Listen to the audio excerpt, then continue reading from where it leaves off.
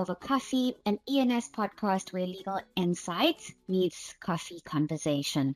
I'm Priyanka Raj from the ENS TMT team, and every 2 weeks I'm joined by a guest from across our African offices or an industry partner or a client to discuss what's happening at the intersection of technology, regulation, and business. Together, we'll be unpacking stories, making headlines, the challenges emerging in practice, and the contractual and governance questions organizations are navigating in an increasingly digital world. Pour yourself a cup and let's get into this week's Legal Bites.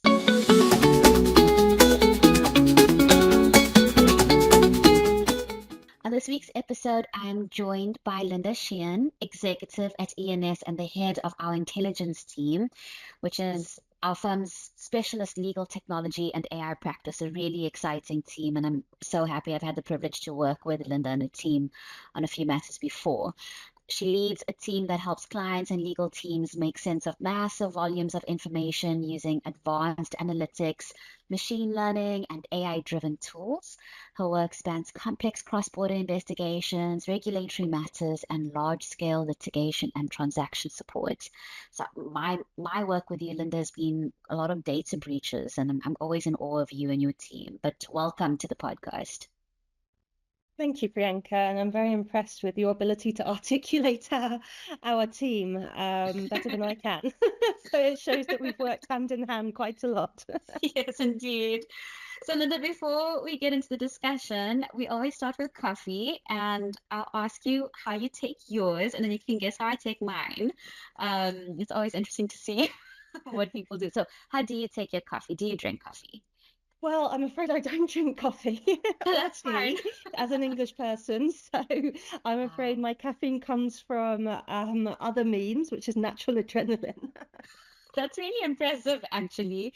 I need to have a couple of cups to actually get me into the right frame of mind. And you work really intense hours, so even more impressive that you don't need the assist. Well, I have to say we work in a very interesting arena, so it doesn't take too much to get the The adrenaline excitement going. going. Yes. Have you never like dabbled into coffee, like even in your university years? Like, has it just been something you're not interested in? So if I really want something, I'll have hot chocolate. And I have to Oh, say, last yum. week, my partner had a coffee and hot chocolate, and I took a Yes. sip of the wrong one, and it Oh, confirmed that I do not like coffee. I was about to say, because I call it a mochaccino. I don't know what it's actually called, but my mom used to make this thing when I was a kid. Like, it was the only way I was allowed to drink coffee was kind of indirectly, but she'd put a teaspoon of like normal instant coffee and then a teaspoon of hot chocolate and then like make it into this beautiful mug. But like, so you don't like that. No, That's you've ruined my better. hot chocolate. You've Oh my ruined it. word. Okay. We are getting close to hot chocolate season though. We are. I'm excited. Do you know what I like doing with mine? I like putting a scoop of ice cream into my hot chocolate. Oh. That's yes, yes, Oh, wow. Well, if there's any yes, takeaway from legal rights today, this might be it for me. definitely. I can highly recommend it. It's amazing. So like to just have a little, oh, it's so good. So I know what I'm doing straight after this there you recording. go. So how do you think I have my coffee? Because I have coffee, but how do you think I'd have it? Wow, I'm going to say quite sweet. It's so interesting you say that because Ridwan, who did our debut episode with us, he also guessed sweet. And I think maybe it's just my personality giving Absolutely. that impression. Thank you so much. But no, I don't have any sugar in my coffee. I have it just like a little bit of milk, and that's it. I don't have it black. I tried going through that sort of trend or the American way of doing it, but I can't. You're doing it the healthy way though. I So suppose, yes. that's impressive. I Yeah. don't know how you do it. Okay, so before we get into anything deep, I thought we could just chat about what's happening in the news and things affecting your space of practice as well. And I came across this article. It was published by The Guardian, I think last month. So this episode will probably come out late March, but it was published in Feb. And it's a very interesting article about the use of AI by the UK police. They were investigating this incident where it was a criminal gang and they had stolen £800,000 through more than 3,400 ATM withdrawals across both the UK and Romania.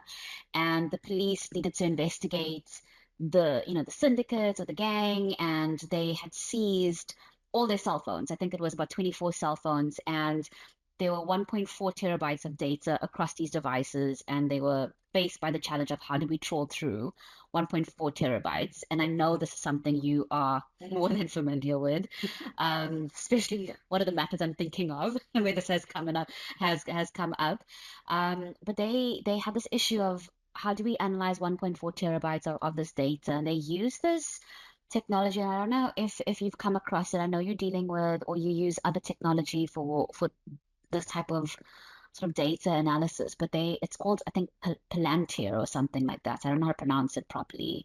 But it was an AI system that actually allowed them to go through all this data, but importantly, because of the people in the gang being, I think, for the most part, Romanian, it allowed them to actually translate. I think it was over 100,000 messages in a single day. They were able to get fairly accurate, apparently accurate translations of that, and they were able to figure out the connections between suspects. They use this technology to analyze movements and scanning texts and images. And they looked, I think, for certain keywords like drugs and guns and ATMs. And I think they used all of that to really try and investigate. And I think there have been 6 convictions that emerged from that investigation. So it's very interesting, and I wonder if you have any thoughts on that, and maybe something to share from your side of practice and what you guys deal with. Yeah, absolutely. It's a really interesting news piece. So I'm glad you chose this one. This is a day-to-day for us, and I think there's probably 2 key things in the article that I'll pick up, but I would say this could be an entire day's conversation on the use of AI. But I think their use of translation, getting through 100,000 messages in a day, that is, the daily bread of what we do. It's quite interesting to see the translation cost saving. They say £30,000. What we have in intelligence and what they'll be using as well is you've got different types of translation, which I think also comes down to the reliability of how you use the translation. So we have both cognitive and generative AI translation. And I think there's been projects recently where I'm not sure how we would have handled them. The projects are getting more complex, more cross-border, which means more multi-jurisdictional, multi-language. And previously it would involve, big teams of reviewers.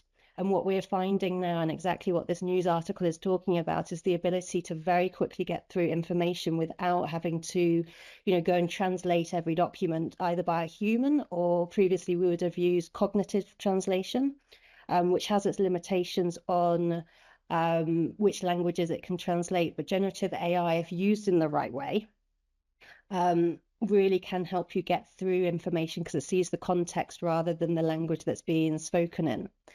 The second key point, which I think goes to this point alongside all other uses of AI, is they say at present that AI tools are only used for investigation and AI outputs are not used directly in prosecutions, although that is a goal that could be achieved in the future.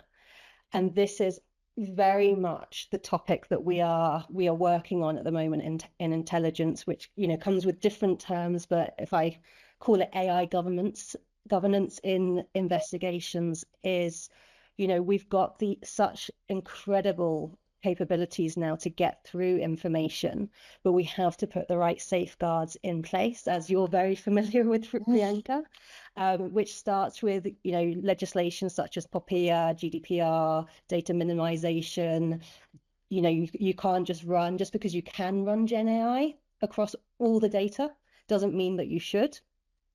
So, for example, you've got to have the scope of the investigation in place, making sure that you're only collecting data that meets that scope.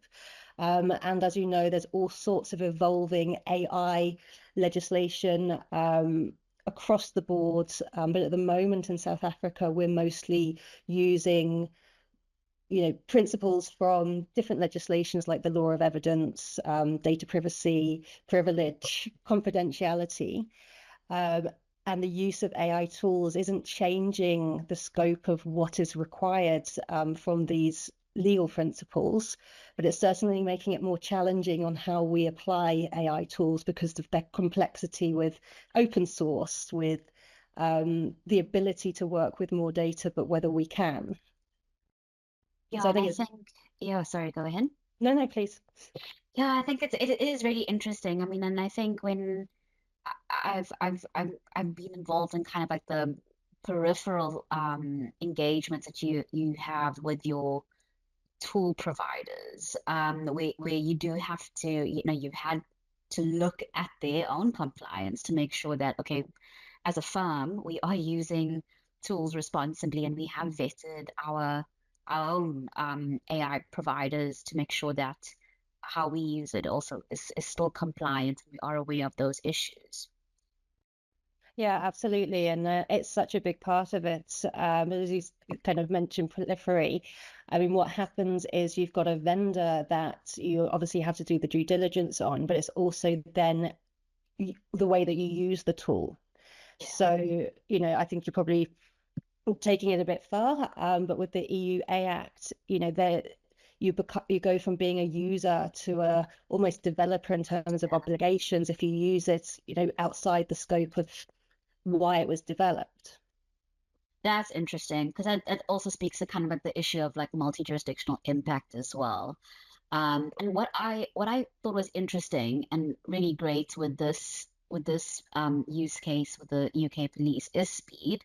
Like to get through that much data is amazing, and I know that's also come up for us when we've worked on data breaches together, where there's been a lot of data and the compliance obligation is to promptly notify the regulator and data subjects of what's happened to their data, and having these tools really enhance that ability to comply with those the promptness in those obligations. So I think it's balancing all of that, like saying, okay, we have this technology that allows us to deal with things very quickly on a large scale, but also we have to be restrained in how we use it. So I think it's absolutely. I mean, there's the change in the way that we do get through information over the last 2 years is incredible. This is why I don't need coffee. Probably. Yeah. And it really is, I mean, as you've seen, Priyanka, and a lot of the data breaches, they have a European element with a very short time frame. I know it's Yes. slightly changing, probably, but it's going to be, 72 hours or 96 hours. To be able to understand what is in your data set and what jurisdictions are impacted is really a whole new ball game. And I think what that means is that regulatory compliance for, corporates who unfortunately have gone through a breach incident, as we know, it's not, people are saying it's not an if, it's a when, with the current landscape on cyber. But the ability to actually give that reassurance for the regulators, I think that's one of the biggest positives coming out of the generative AI and other types of tools, but really generative AI has been the big explosion on understanding the information quicker. Yeah, that's a really interesting one as well. I'm really keen to see what the use cases are like, and how technology goes against technology in a way, because a lot of criminals out there are using technology to advance their means, and it's nice to see the good and the bad side of technology. I mean, it's possibly going slightly tangent, but I'm sure you and people listening have been tracking these hallucination cases where lawyers have been using generative AI, and unfortunately, for lack of citing checking, if I can call it that, they've been putting in front of courts cases that either don't exist or, inaccuracies. What's quite interesting now, what reason I'm bringing it up is there's new trackers for deep fakes that are going through the courts. Oh So yeah. this is, yeah, so there's already 10 on the tracker that I've looked at. So this is exactly what you're talking about. I mean, the criminals, if I can classify them that way, they are using the tools and doing things far, far better than they used to. Deepfake is a big part of it, whether it's a business email compromise, well-worded scam rather than the old, easy to pick up. Or Yeah. it's a video of someone or an audio of a CEO giving instructions to send lots of money to them. It's really becoming very challenging, particularly what can you rely on in court from an evidence perspective is, I think, going to be one of our biggest challenges in our team on verifying, because no longer is an email or a video authenticated in quite the same way. That is interesting, yeah. And it actually kind of gets us into our next segment. I think we've segued quite nicely. So I have the segment called In Practice, where we chat about stuff that we are busy with, respectively, things that could be relevant to people who are listening, and bringing real world experience into the conversation. So from your side, and then also from my side, from the TMT perspective. I thought I would share two things with you. The first is relating to what you just said about how technology is being used, and deep fakes and all of that. I actually am responding to a data breach now where the threat actor managed to get access to this company's entire Active Directory. So it's interesting because it's the Active Directory that has, like the Outlook. I don't need to tell you, but like for people who might not know, but like, the Outlook card that pops up, like if you hover over my name and you can see, okay, Priyanka Raj, she reports to this person and she sits in this team, and this is her email address and her contact number and which office she sits in.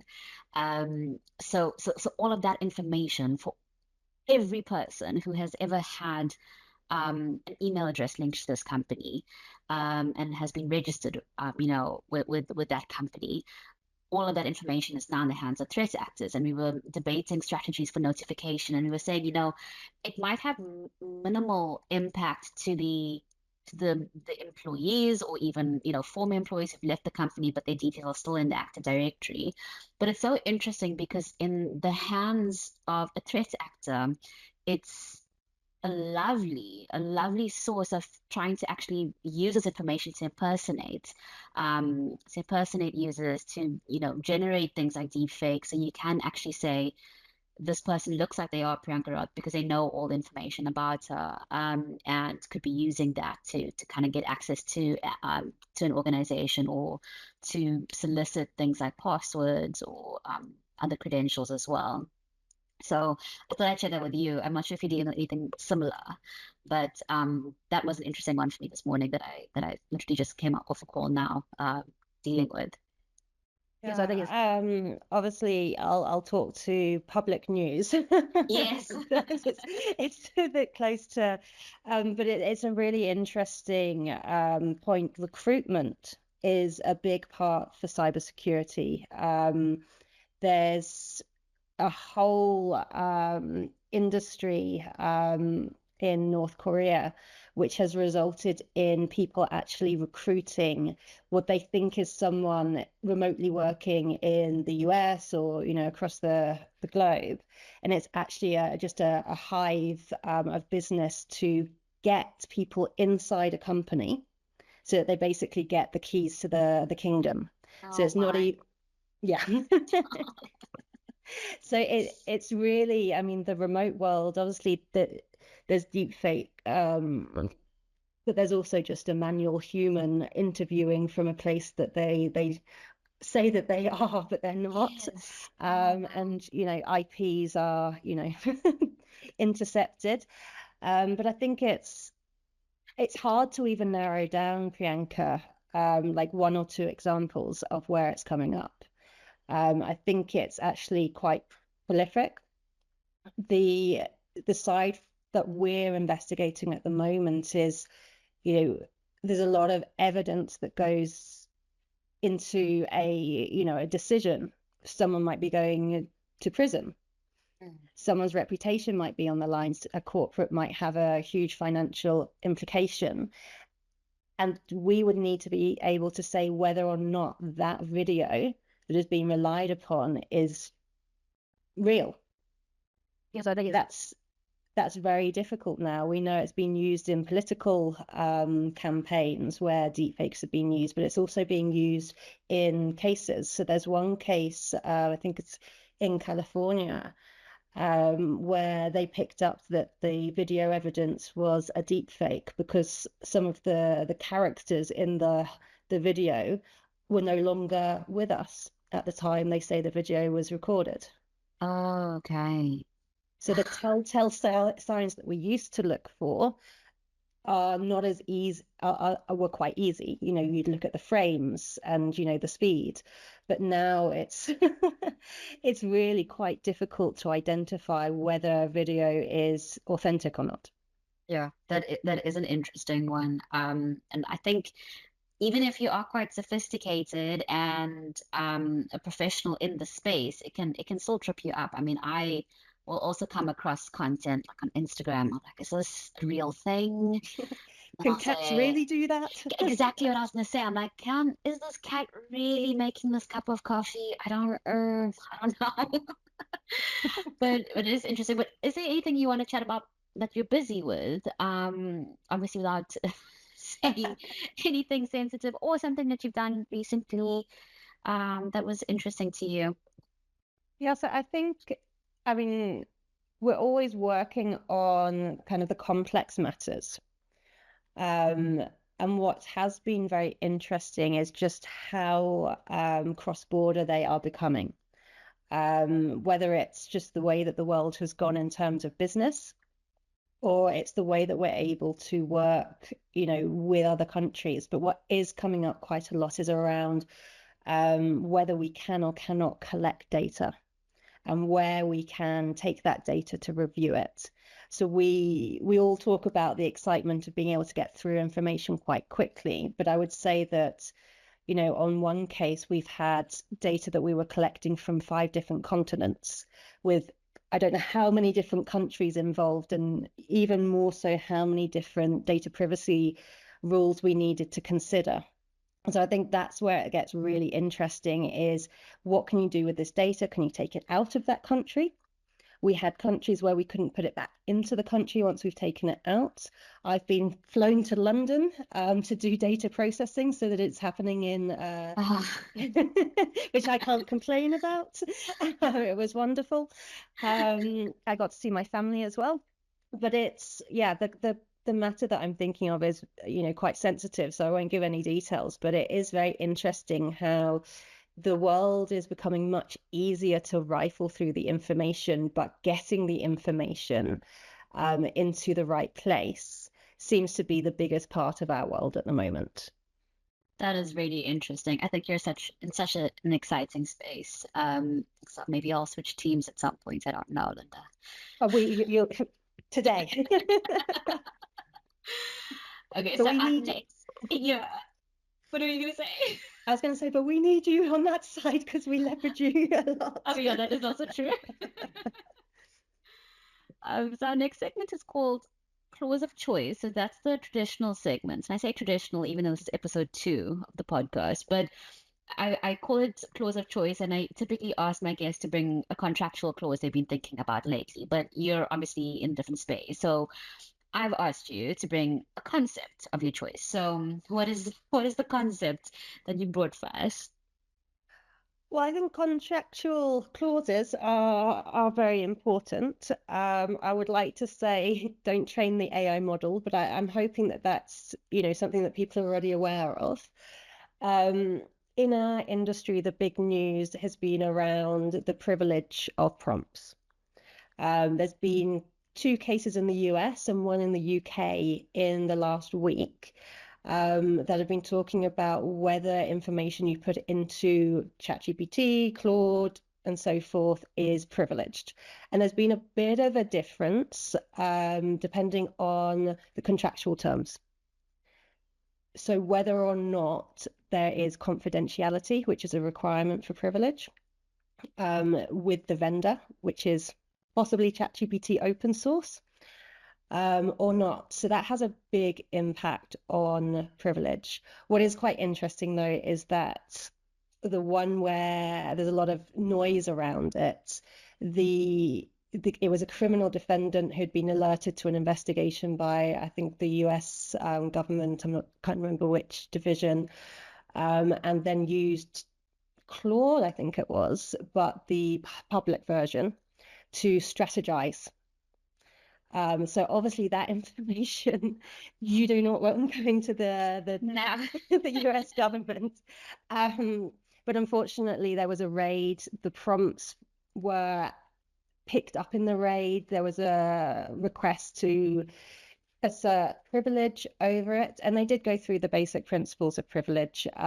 The defendant hadn't been under instruction from the council, but it is an interesting case to read around the confidentiality clause that was not in place with the third party tool. Would have had an impact on whether or not that information was in the hands of the government that was investigating you. Oh, wow, that's interesting.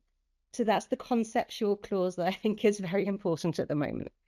I like that. I was speaking to someone recently the other day, and they said, "Well, I'm paying for this version of my AI. Like, I'm not using the freemium version. I'm using the paid version, so my data is secure." And it's like, that's not how it works. No, it's back to basics. You need to look at the principles of privilege. You need to look at the principles of, whatever you're trying to achieve. And then you need to understand, and that's where the complexity comes in with AI tools. We're not changing the rules. It's just that people's understanding of how these AI technologies work, what contracts are in place, the change in terms and conditions, the settings, they're very important. Yeah, and I think people get scared, like it's like something new, but it's actually just like a different mechanism for the same things as before. It's just or a different medium, I guess, that is being used to achieve the same outcomes. Yeah, I think so, but I think it adds complexity around where that tool is sitting as well. One of the cases that we're working on without sensitivity, Yes. One of our concerns is around whether we're putting data into foreign servers and then who can access that, because a lot of the contractual terms talk about, if there is a request from the government. Yes, and it does, and some countries have different laws on access to that kind of data. Some countries, the governments have, open access to data that is stored, and I think that often is the big brother concern that is raised. So exactly that, exactly. And I think because of people's use of AI, and this goes to what I was saying about people moving from emails to your collaboration tools like Teams chats. Emails you're professional on. Teams chats, you forget that we are also collecting your Teams chats, and we are now going to be collecting your prompts from these tools if they are relevant to a matter. That is interesting. So our last one, Linda, it's interesting how quickly the time has gone. So, indeed. Just to close things off, we end with a quick game. So it's like some rapid fire views on something relevant to technology, law, or regulation. So what I've chosen for you is a game called Myth or Reality, where I'm just going to give you like a couple of statements, then you can let me know if you think that's a myth or if you think it's reality. And you can justify if you like, but... Okay. Can I go on the middle road? No. Okay. That's very lawyery. It depends. I'll allow it. Okay. The first one is AI will eventually replace most junior legal work. Maybe. It depends how we define. I'm going to be I am a former lawyer, so please forgive me. I think if we're talking about junior lawyer work as at today, Yes, I think it's possibly, but I think that the junior lawyer work at the time that it's replacing it will be something different. I don't think that we're replacing, I think we're displacing our junior lawyers into hopefully more substantive critical thinking work. I really like how you put that. Okay, the next one is AI systems can already review contracts better than lawyers. Yes, I think Oh, it's I'm going to have to ask about definitions here again. So we do a lot of contract analytics, due diligence work. So we've bashed at AI tools many times to see how they're doing.